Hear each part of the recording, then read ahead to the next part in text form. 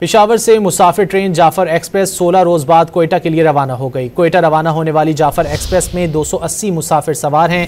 اس موقع پر وفاقی وزیر امیر مقام نے کہا کہ جو بلوچستان کی ترقی روکنا چاہتے تھے انہیں مایوسی ہوئی۔ وزیر اعظم اور آرمی چیف ملکی سلامتی کے لیے پرعزم ہیں۔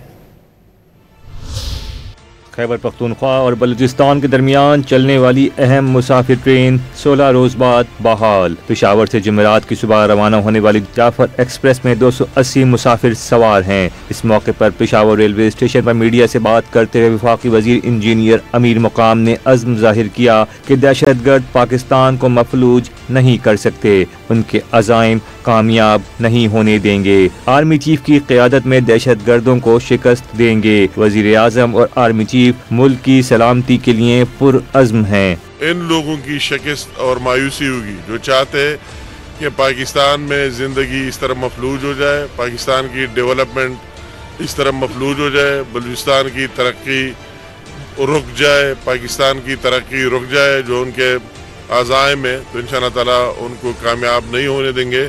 مسافروں نے ٹرین سروس کی بحالی پر خوشی اور اطمینان کا اظہار کیا۔